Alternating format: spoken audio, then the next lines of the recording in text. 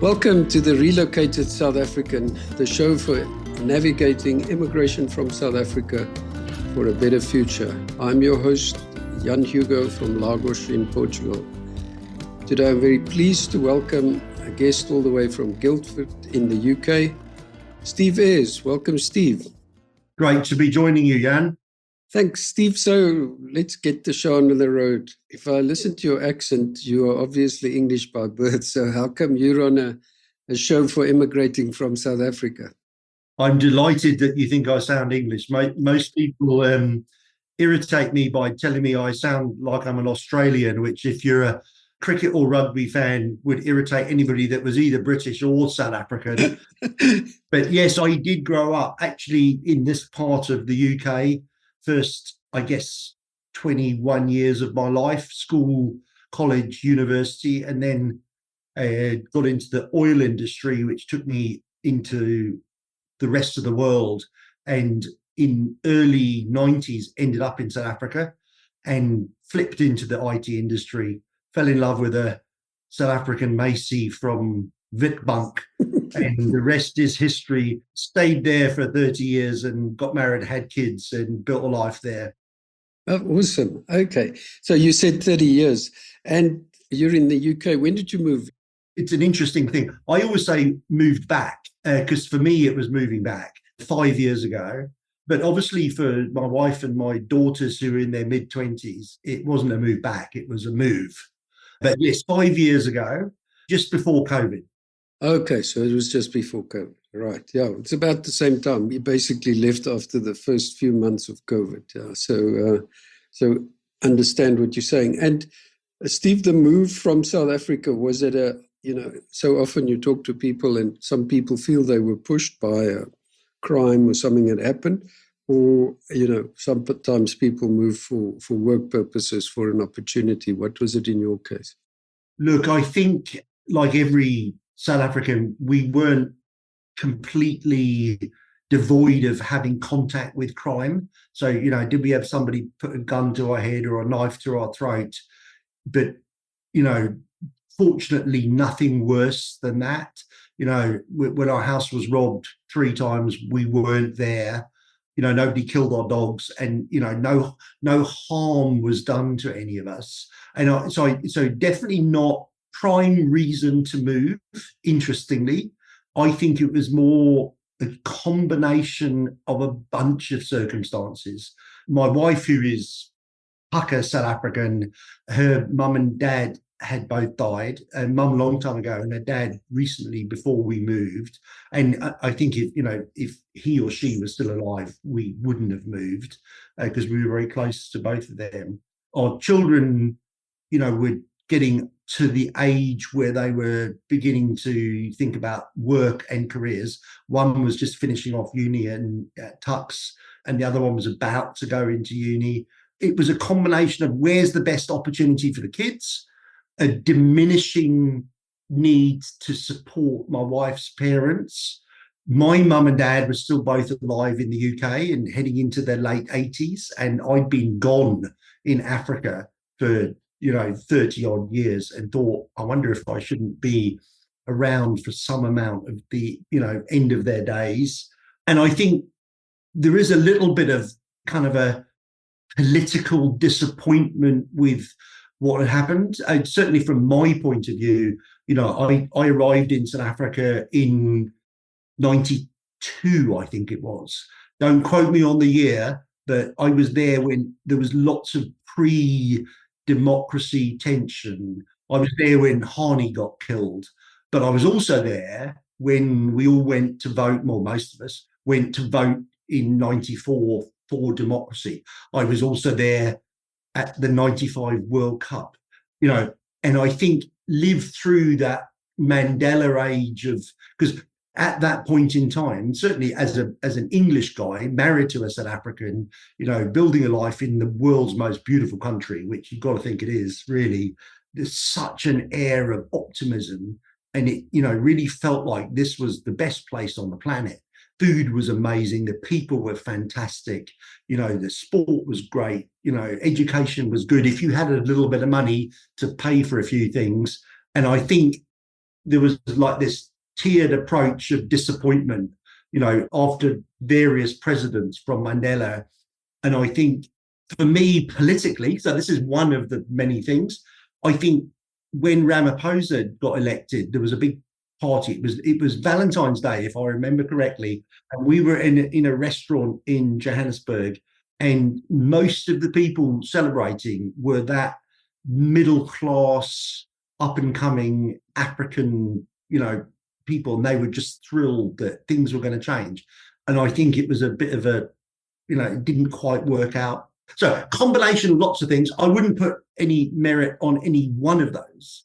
I think if I look back on it now, the fact that I wake up every morning and if I hear a noise, it's a squirrel or a fox in the forest and not somebody trying to break into my house, I don't think I had any appreciation for that all the years I lived in Bryanston. I think my children have found their feet, got jobs, making money. They love South Africa. We go back all the time.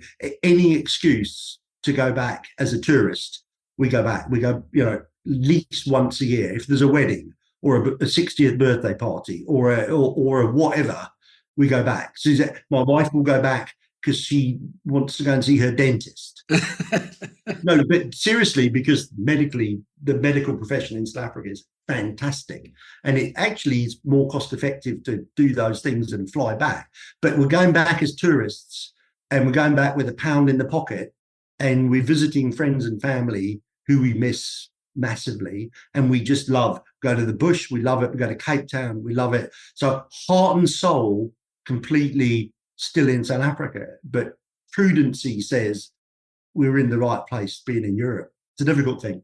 That's amazing. I mean, because obviously one has to be in a privileged position to be able to go back. When we speak to our friends, our UK friends here in Portugal, the concept of a big move like, immigration from South Africa doesn't apply to them because they go back for a weekend to go and see family and kids and parents. Whereas the move from South Africa is a big move and not all the young people have the means to hop on a plane and go back. And very often, you were talking about your parents or your wife's parent, very often that caring for parents is what drives people to go back because it is very, very difficult, And on the other hand, having parents close by to help when you need them, So I'm finding in a lot of the discussions, that's one of the biggest things that people miss is that closeness of family.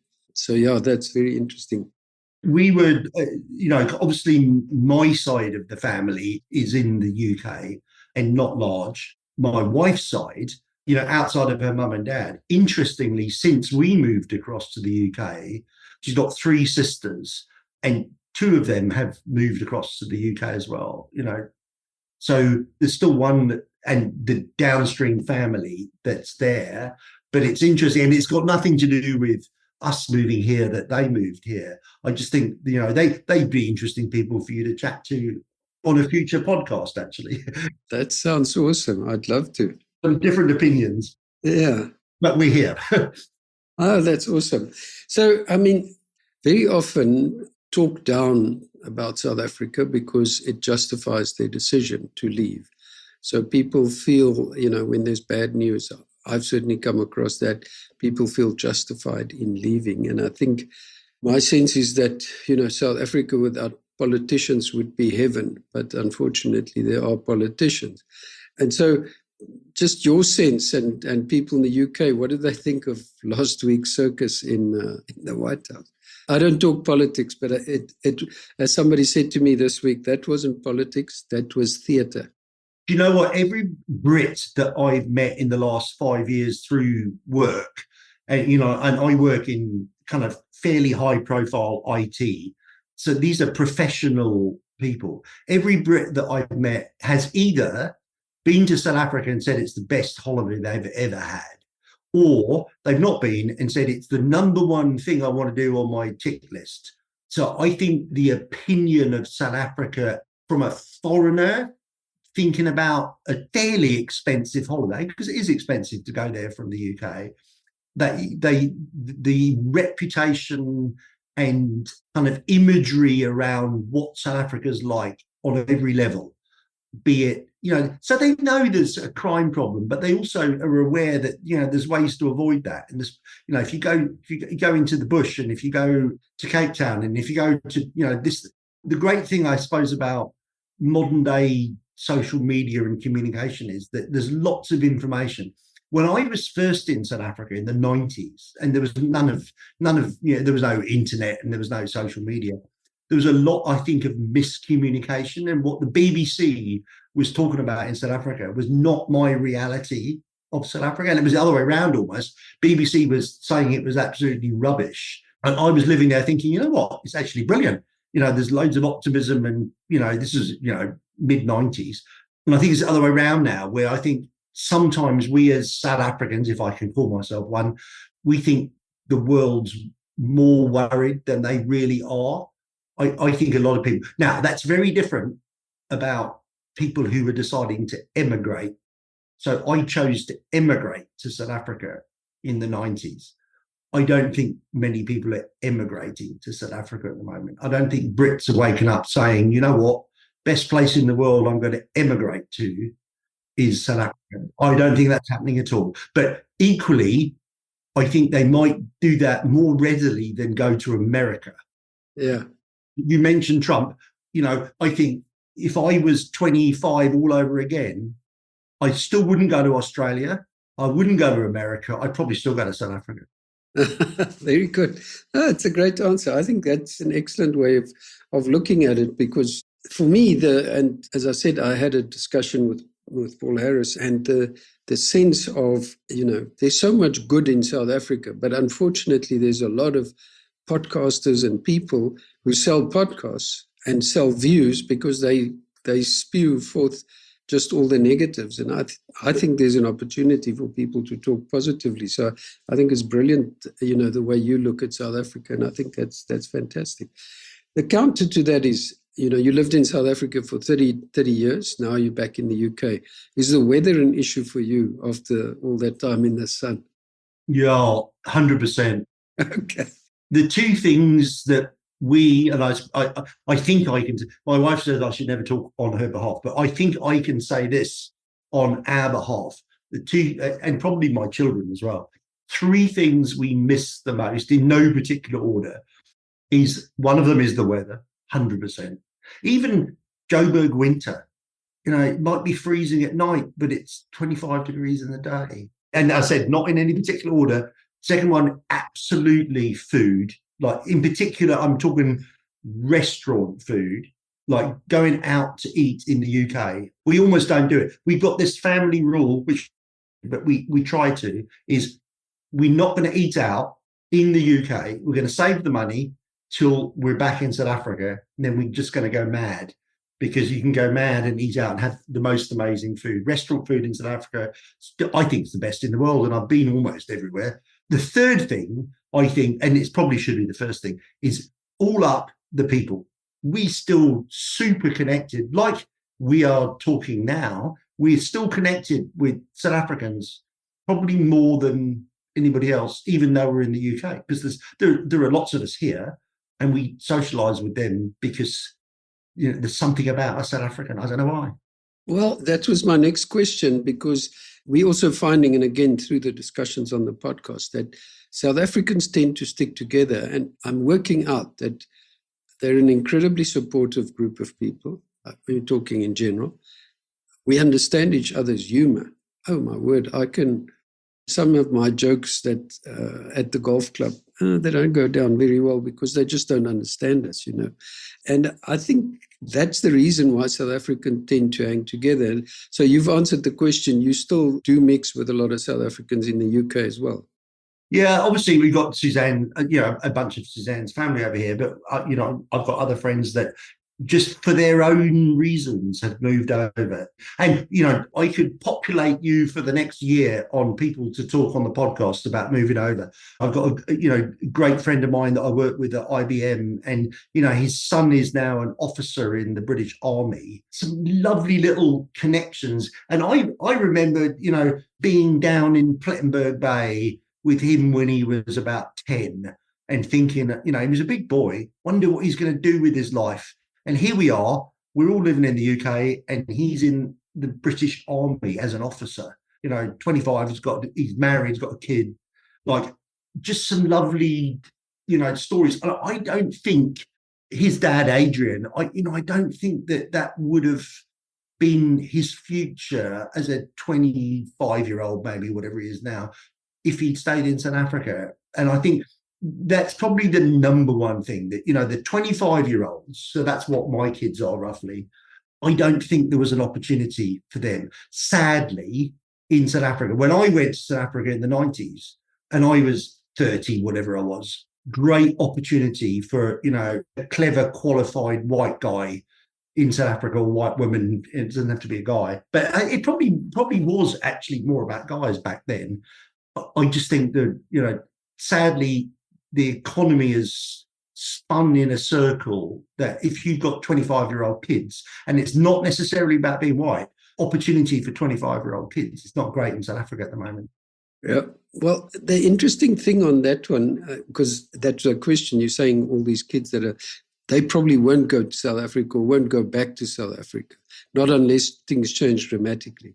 But when I posed this question to Paul, he was saying that he's just come across incredibly entrepreneurial white kids who are creating jobs for others and, who are doing amazing things. Now, Stellenbosch is probably a bit of an IT hub where they live, but it is true that, a lot of the top kids leave because they get recruited to Holland or England or to Ireland. But some of them, like you say, they choose to be there. They don't want to leave, So it's different strokes for different folks, I guess. Look, I think there's a massive difference between where the corporate work opportunities are and where the entrepreneurial opportunities are. I mean, it's ironical that, probably the most successful South African business people globally, and let's pick Elon Musk as an example, entrepreneurs, and I forget the name of the other guy that went up in a rocket to the moon or with space or wherever he was. Oh, Mark Shuttleworth.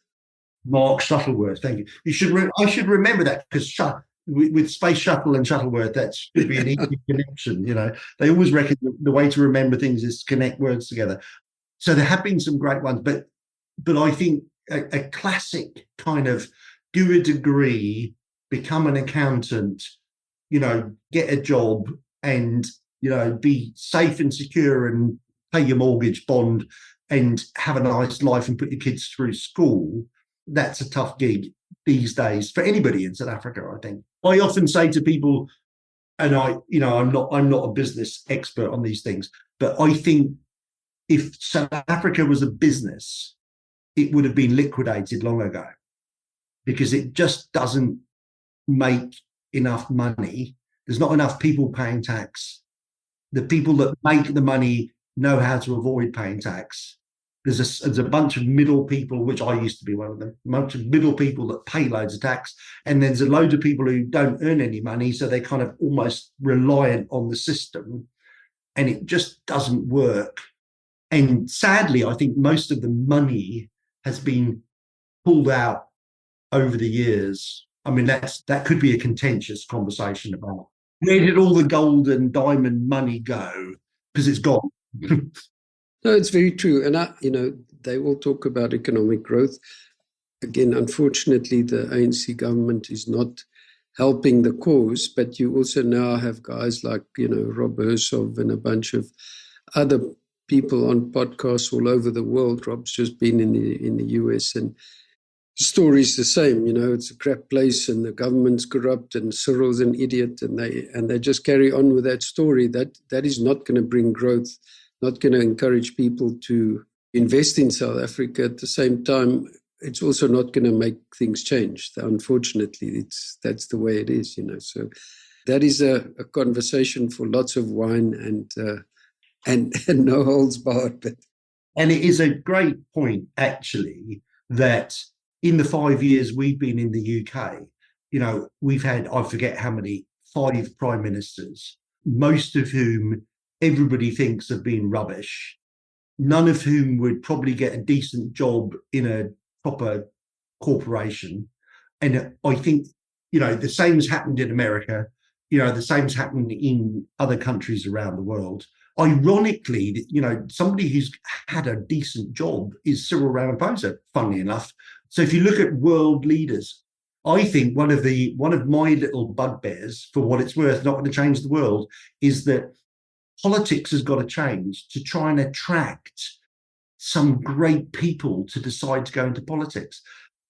I think there was a time, 50, 100 years ago, where some great people went into politics and they changed the world and they led countries and they made some good decisions, and whether that's Mahatma Gandhi or, Margaret Thatcher or Winston Churchill or Abraham Lincoln or whoever it might be. We've got none of those at the moment anywhere in the world. So you're quite right. Actually, whether you live in South Africa, whether you live in the UK, you live in Australia, you live in America, you're going to get rubbish politicians making decisions. So go where the food's good. Convincing myself I should go back to South Africa right now. Well, Portugal's not too shabby and it's cheap. Actually, that's true. I enjoyed all of the food that we shared when we saw you. Steve, okay, we sort of getting to the end of the interview. Just a couple of questions in terms of, I always try and end the conversation with advice to people and people who are listening to us. So question is, what were the biggest lessons you've learned in this process of getting back to the UK or immigrating from South Africa? And is there anything you would have done differently? Sure, that's a good one. Look, we were very lucky because I was working for a big IT company that relocated us here. So there is quite a significant cost in moving yourselves and all your stuff if you want to move it and come across and get settled. So, if you're lucky enough to be able to tap into that, that would be brilliant. I think managing expectations. So the weather is going to be shit, the food's going to be shit, the people are not going to talk to you because they're, you walk through the forest. I walk through the forest, cycle through the forest pretty much every day, and people don't say hello or how's it or anything. But when you get to know them, they're great. But it's a different approach. The great thing, I think, is there's lots going on, lots of things to do. And it's not just about the UK, but that's what I know. But there's lots of things that are happening, loads of opportunity, whether it's work or whether it's, adult education. If you can be bothered to research and find things out. And my wife is way better than me at this, but she's found all kinds of things. She's got into yoga, she's got into CrossFit, she's, doing things, and still running a business in South Africa. Oh, wow. Yeah. I suppose that's the other thing that's quite interesting is when we came here, I relocated with work. So my work moved from, Microsoft South Africa to Microsoft in the UK. It's pretty cut and dry. Suzanne's business stayed in South Africa because that's the business that she runs. And she was doing it over Zoom and email and calls. And this was just pre-pandemic. So there was an interesting moment when people were saying, you've moved to the UK, I'm not sure you can run your business from the other side of the world. She hasn't quite got a franchise, but let's call it a franchise. And then COVID happened, and all of a sudden she became the expert on how to run a business from home because everybody had to, regardless of where they were in the world. And I think that, there's some quite interesting dynamics. So, post-COVID, the world settling down about hybrid working, classic expression. But I do think there's some great opportunities. Like my kids, certainly one of them, she would love to live in South Africa, but have a UK job. So she earns pounds and she's got like all the benefits of being British and earning pounds and can spend as much time in South Africa as she wants and flip it backwards. And she's studying at the moment at uni and thinking that's her dream job. And why can't I do that? Because there's tech that allows me to do it. There's an acceptance of a hybrid working world. And I still love South Africa, but I want to have some roots back in the UK as well. I think that's the next generation. It's going to be interesting. Ah, very possible. Absolutely. Your typical digital nomads that they call them in Portugal, yeah. I like that expression. I'm going to write that one down. Yeah, I didn't know that. Yeah. We actually have a visa in Portugal called the digital nomad visa that gives them all kinds of benefits to come and do exactly that, live in Portugal and work anywhere in the world digitally. So, and that is appropriate for younger people because I know about the old retirement visa thing. And does digital nomad give you a visa? Yeah, absolutely. It's to attract that kind of people to Portugal. And there's a lot of them that come across on that. And there's all, I don't know, I mean, I'm too old. I can't even switch the computer on properly, but they come here and they come and work and they get all kinds of benefits to do that. So it's quite a clever thing. You did remember to hit record, didn't you? Well, we don't have to do it again. So, yeah, Steve, last question. As a South African sports lover, have you converted now to talk to the UK guys about their soccer teams? So here's my position, because I get asked this question quite often. So this one I've got a prepped answer for. Rugby, I am a diehard Springbok fan. I will cheer for England if they're playing anybody else. But final, any game, South Africa, England, even if it's at Twickenham and it's live and they're cheering and singing Swing Low, Sweet Chariot, I'm a Bok fan through and through. I never got into rugby until 95. So I think it's going to stay in my blood forever. Cricket, same thing, but I think a little bit less so. So I definitely, if it was head to head, I'd still go South Africa at the moment, but I'm beginning to lose contact with the South African cricket squad. So, if there was a game between South Africa and England, might be close now, but on their own, 100% South Africa. Football, I've never been a fan of South African football. I just don't think they're particularly good at it. They got some great players who played some great games and for some great teams around the world, but I don't have a particular team of allegiance, but I love to follow English Premier League football. I tried to watch all of the games on the last day on Sunday to see who got through to Champions League. And I won't tell you who I was sad or happy about, but England football, South Africa rugby, 100%, cricket on the fence at the moment. Only because I don't know the cricket team, really, to be fair. Yeah, no, it's fair. Okay, well, I can conclude by saying you are still a South African and you're welcome on the Relocated South African show. So thank you very much for sharing. And I really enjoyed your positive sense of feeling towards South Africa. I think it was a great discussion. Thank you so much, Steve. No, thank you. I know you're not doing this on video, but if you were, I'd show you what my ID book looks like because it's so dog-eared, and I've got black hair because it's from 1991. So I never got the digital one. I've still got the old green one. Okay. No, thank you so much, Steve. I really enjoyed it. Thanks, Jan. If you enjoyed my discussion with Steve and would like to hear more about experiences of South Africans who have left for a better future, why not subscribe on your favorite platform? If you would like to share your own story or comment on the episode, contact us on relocatedSouthAfrican@gmail.com. Until next time.